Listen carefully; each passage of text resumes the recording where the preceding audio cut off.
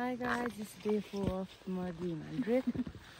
So हामी चाहिँ हाइक्याम्पबाट चाहिँ ठ्याक्क 3:30 मा हिँडेको थियो। अहिले चाहिँ 6 बज्न लागिसक्यो।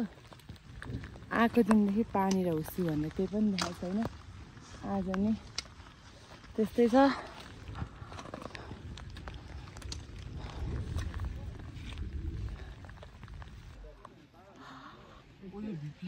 हामी चाहिँ ठ्याक्क तल हाइक्याम्पबाट चाहिँ 3:30 मा हिँडेको थियौँ अनि ठ्याक्कै यहाँ चाहिँ हामी 5:50 तिर आइपुगेको थियौँ। तलदेखि चाहिँ ठाडै उकालो रहेछ माथिसम्म, तर कन्सिस्टेन्सी इज द की भने जस्तो। अब मैले र मेरो साथीहरूले देखेको एक्सपिरियन्स अनुसार चाहिँ त्यो रोक्यो भने चाहिँ गाह्रो हुन्छ। हजुर बिस्तारै आउनुहोस्, तर काहीँहरू कि थाहा छैन नभएपछि बरु बिस्तारै बिस्तारै बिस्तारै आउनु भयो भने चाहिँ मजासँग आइपुग्नुहुन्छ।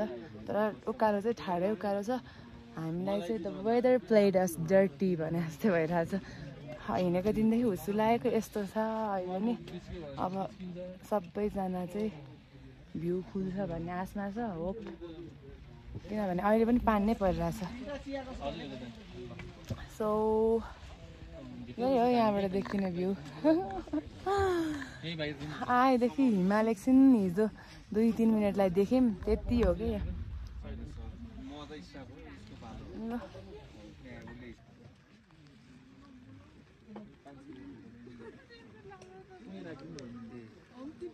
भ्यू चाहिँ पुरै यस्तै हुस्सुले के अरे छेकेको छ। त्यही भएर हामी चाहिँ अब त्यो भ्यू पोइन्ट छोड्यौँ, 2-3 मिनट पनि बसिनौँ। अनि यता बेस क्याम्पतिर आएको। 4वटा 5वटा डाँडा काटिसक्यौँ। खै तलको मान्छेहरू चाहिँ 1 घन्टा हो भन्नुभएको थियो। 1 घन्टा हो जस्तो चाहिँ छैन। तर पनि त्यो भ्यू पोइन्टबाट केही नदेख्नु भन्दा चाहिँ यहाँबाट यति भए पनि छ। यसैमा चित्त बुझौँ। Bad day. त्यसम्मको लेटेस्ट अपडेटमा हिमालको नाममा देखेको भनेको यति हो लु। तर ल्यान्डस्केप चाहिँ टु डाई फर छ।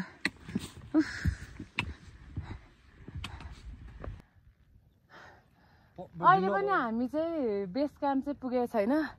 बट स्टिल भ्यू हो गाइज। आँसै मारिसकेका थियौँ क्या हामीले त, यति पनि देख्छ भनेर। अँधेरोमा चाहिँ खासै याद गरिएन छ। अहिले फर्किँदा त बाटो त हेर्नु त, यो पुरै बाटो चढेर हामी आएको। यस्तो बत्ती पनि छैन। अर्काको बत्तीको सहारामा पानी परेको छ। यति होइन फेरि ल हेर्नु बाटो। आमा यो चाहिँ मर्दीको भ्यू पोइन्ट जाने बाटो है। हेर्नु त हामी कसरी चढेर आयौँ यार यस्तो बाटो। ओ माई गड। एकदम उहाँ सरलाई चाहिँ आज लेक लागेर अलिकति हामीलाई गाह्रो बनाइदिनु भयो ट्रेकमा। So guys we are finally leaving Mardi. अब आज चाहिँ हाम्रो टार्गेट भनेको चाहिँ पोखरा हो। आई होप हामी सबैजना चाहिँ जान सक्छौँ। सो भन्नै बिर्सेछु, आज हामी डे 4 मा मतलब डे 3 को नाइटमा चाहिँ हामी यो के अरे प्याराडाइज ट्रेकर प्याराडाइज होटलमा बसेको थियौँ। यहाँको सर्भिस फुड चाहिँ अमेजिङ। अनि सबैभन्दा खतरा यहाँ कति अमेजिङ छ भनेर म हजुरलाई भन्छु। मेरो चप्पल गाह्रो भएर दाइहरूले मलाई उहाँहरूको चप्पलै दिएर पठाउनु भएको छ भने चाहिँ बुझ्नु कति चाहिँ यहाँ दाइहरू खतरा हुन्छ होला। ल हाम्रो दाइ उहाँ हुनुहुन्छ, सबजना आउनु पर्यो है। ल अब चाहिँ हामी काहीँ ढिला नगरी हाम्रो यात्रा पोखरासम्मको सुरु गर्छौँ। सो यो चाहिँ हाम्रो लागि डे 4 हो। अनि यहाँको प्राइसको कुरा गर्दा चाहिँ हजुरलाई पर पर्सन 1800 हो। तर 1700सम्म चाहिँ बार्गेन गरेर चाहिँ उहाँहरूले अलिक धेरै ग्रुप आउनु भएको छ भने चाहिँ मिलाइदिनुहुन्छ। यस्तो हाई क्याम्पमा पनि यति सस्तो प्राइस चाहिँ हजुरले अरू होटलमा पाउनु हुँदैन। त्यही भएर डु भिजिट हाम्रो ट्रेकर प्याराडाइज लगाइज। हाई गाइज, हामी चाहिँ अहिले लो क्याम्प आइसक्यौँ। हामी 3 जना आइपुग्यौँ। हामी चाहिँ माथि हाई क्याम्पबाट चाहिँ 145 मा हिँडेको थियौँ। यहाँ चाहिँ हामी 320 मा आइपुग्यौँ। धेरै जस्तो भन्दा पनि काहीँ पनि रेस्ट नगरी त्यही बादल डाँडाको स्टार्टिङ पोइन्टमा 5 मिनट रेस्ट गऱ्यौँ। त्योभन्दा अरू त काहीँ पनि रेस्ट गरेन। अब यहाँ चाहिँ हामी अस्ति जुन होटलमा खाना आएको थियौँ लो क्याम्पको त्यही होटलमा आयौँ। अब सिदिङ चाहिँ यहाँबाट सिदिङ जानु लाग्यो। सिदिङको चाहिँ झन्डै 3 घन्टा लाग्दो रहेछ। अनि सिदिङको चाहिँ फेरि ट्याक्सीहरू लोकल बस नपाउने, जिपमै जानुपर्ने। जिपमा 7000 लाग्छ अरे।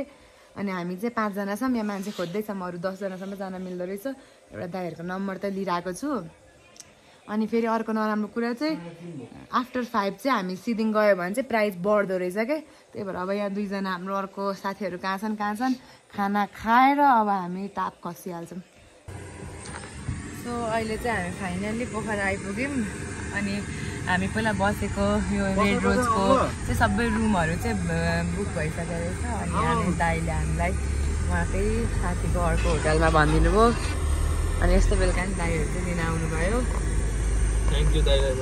दाइलाई पनि थ्याङ्क यू दाइको होटलको नाम के अरे दाइ होटल अजमायर पोखरा हजुर त्यहाँ यता आउँदा हुन्छ यता पोखरा आउनुभयो भने चाहिँ अब होटल पुगेर त्यही हो मस्त सुत्ने हो भोलि बिहान 9-10 बजे उठ्ने हो अनि काठमाडौँ देखाइदिन्छु म